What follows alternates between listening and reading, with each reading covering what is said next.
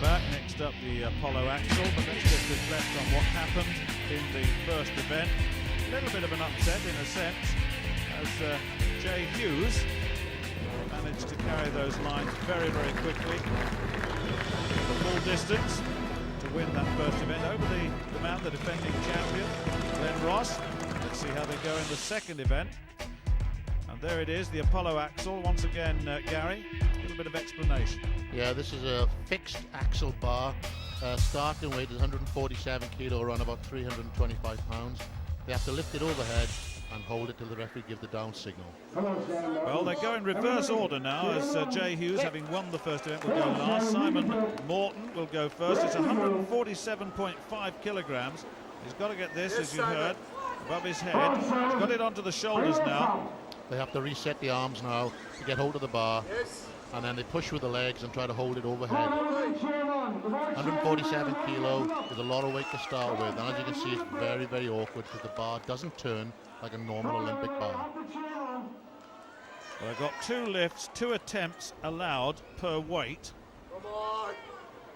Now then, little jerk required. I don't think it's going to work. No, he's failed that.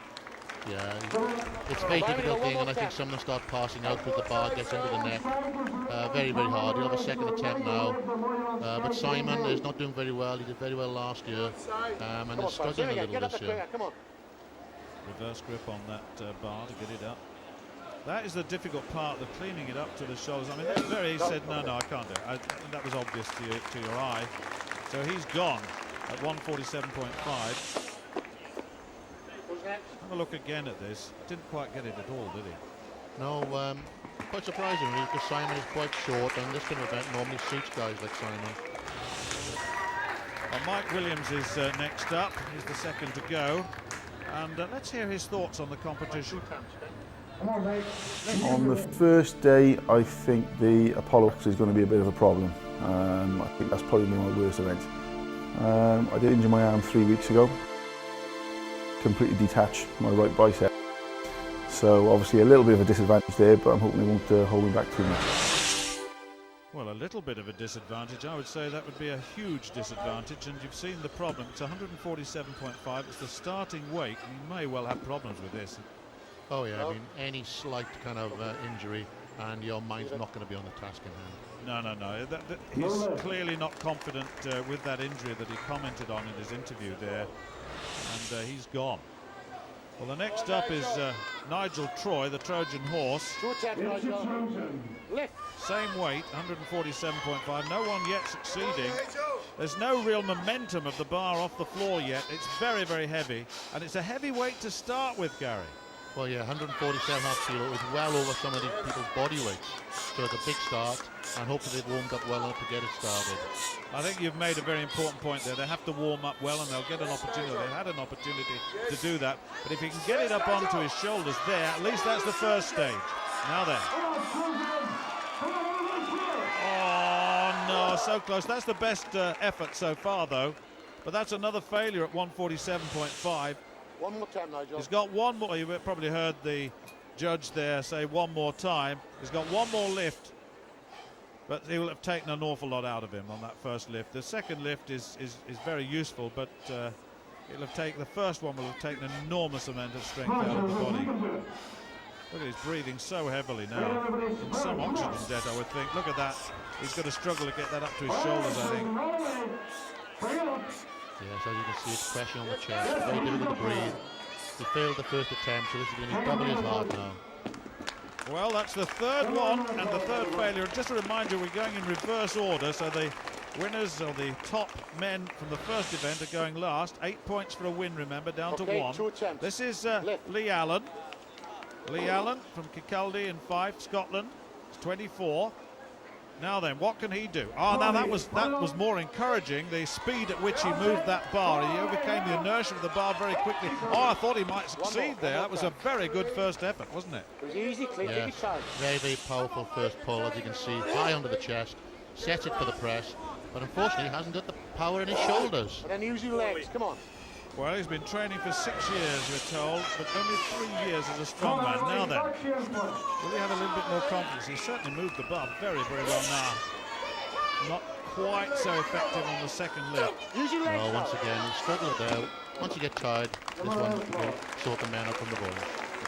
Well, that's 147.5. I have a feeling the opening weight may be a bit much for most of these Lewis, two athletes. Lewis attempts, okay? McLean coming up next Left. from Fort William. He's a builder, 6 feet 2 tall. Now then, what can he do? He'll sit down, each with their individual techniques to try and move this up. Yeah, I'll be surprised if any of these have really tried this in training. It'll be a first time for everybody, and Lewis really isn't built for this kind of event. 19 stone weight. Oh, no. The bar, when it started to wave, a waver that's very difficult to control. It really is. And once you lose control, that's it. Look at this. Here it goes. Now watch the control. He's moving his shoulders around, and the bar starts to oscillate, and that proves a real difficulty. He can't control it after that. Yeah, very different, because it's not like a normal Olympic bar. Once it's gone, it's gone. Well, I just wonder now if Rob Frampton, now he's got the 26 stone frame, whether he can get this up. We want to see the big men, the next three have got the best chance, of course. Big powerhouses, absolute strength. Oh, look at that. Now that looked good for the first half. Now then, can he get it to the chest? Yes, he can. Now then, legs and shoulders in that order. Oh, yes, he's pressed it. That's brilliant. And that looked quite comfortable to me. Yeah, good start for Rob. You'd expect that from a big man, you know what I mean? This bar, the weight of the bar is under his body weight, so you'd expect him to start and build up as he goes on.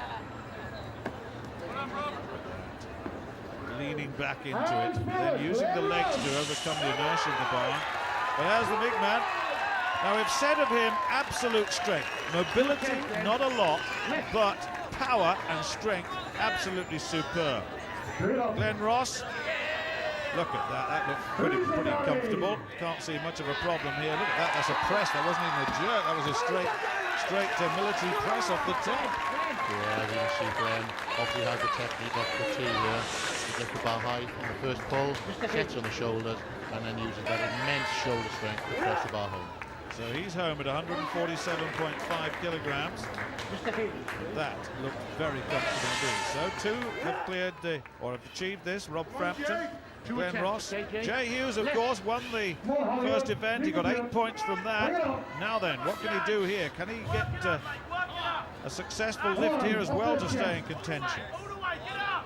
You can hear the support being shouted from the crowd. He's got a great physique and a lot of athleticism in this body. There really is, and that's a terrific lift too. Yes, indeed. So three men at 147.5. Yeah, good lift from Jay. He gets the bar up quite high to the way, sets himself, and then uses immense shoulder power to drive it home. I think he lost a bit of balance, but a safe lift. Yep, a little bit wavery at the top. However, I have a feeling that may well be the most he'll handle, but we'll see. Not necessarily so. Now Rob Frampton coming in for his second attempt, and this is 152.5 kilograms. He's achieved 147.5, just to remind you of that. Remember, 2 attempts, if he's unsuccessful at the first, the second attempt is not always that helpful because the recovery not there, but that's good, he's done that. That's 152.5, so that he's gone into the lead with Glenn Ross and Jay Hughes to come. Look at that again. Yeah, good lift. I'm expecting big things from Rob. This is his kind of event. Now then, Jay, what can you do here?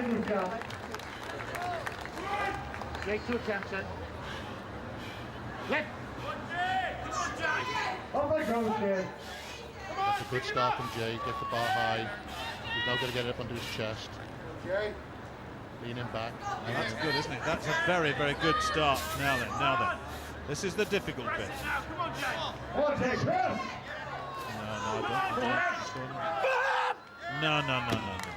No. So Jay will have a 147.5 kilogram lift. He's failed at 152.5. He's got a second attempt, but I think on the evidence of the first, that will be very, very difficult indeed. Once you burned out on the first one, the energy's gone. It's doubly difficult. As you can see, he's breathing very hard. Yep, so gone down, and he will be in third place on this occasion. Well, at the moment he will be, if the other two are successful, that is. Now, interesting enough, Glenn Ross has passed at 152.5. So we've got Rob Frampton coming in now at 157.5. So a little bit of tactical play here by the defending champion. So Rob Frampton then. Now, what can he do here? Can he put pressure on the big man by succeeding here? Keeps his balance, waits till it's still, looks for the press, he's got a bit to go. Yes, he's done it, and that was terrific. A lot of effort there. Thought at one stage he'd stalled, but he got the second wind and away he went. So that has put the pressure on, but he's had one more lift than Glenn Ross with having passed, and Ross will now come in at his attempt at 157.5. There it is, he's achieved 147.5. Now then, can he equal first place with this lift? Well, the evidence of his performance at 147.5, I would think that's very possible. He's a big power lifter as well, is Glenn. We'll talk a little bit more about that in a moment, but look at that. His bench press, his military press, incredibly powerful. Oh yes, Glenn has got one of the strongest shoulders in the world, and he's proven that today. Now then, that's the way he controls it. He gets it up onto the shoulders. That's phase one. Leans back, then extends, brings the chest and head forward. That is terrific. Well, we've actually now we understand Rob Frampton has pulled out now, and Rob Frampton's decided that's his lot at 157.5, and Glenn has passed at 162.5 and has gone on to 167.5. So a little bit of showmanship here. This will be a tough one though for him. Yeah, I think Glenn is trying to show that 167 is the world standard, and is done in the big Arnold Classic Comps in America. He's trying to prove to the crowd that he can do it. Oh yes, oh yes. There's your champion. Glenn Ross has won this one from Rob Frampton and Jay Hughes. They're the first three. What a powerhouse this man is. Let's just have another look at this. Sheer, unadulterated power. Let's hear what he's got to say. Glenn, congratulations. Didn't go for the world record though. No, I was hoping Big Rob Frampton might push me a wee bit to maybe go for that, but at the end of the day, we went for the Arnold weight, which is 167. It was enough to get the win. Still a long competition, so I think 167 sent a message out to everybody, because it couldn't up easy, felt good, and I'm still on form. Well, it still is, that's right. Glenn Ross, look at that, 3 lifts. Best 167.5 from Rob Frampton and Jay Hughes. 8, 7 and 6, those 3, the rest get naught. Now then, what's that done to the overall after 2 events? Glenn Ross in the lead now, 15 points from Rob Frampton, 14. Jay Hughes with 13 in third place.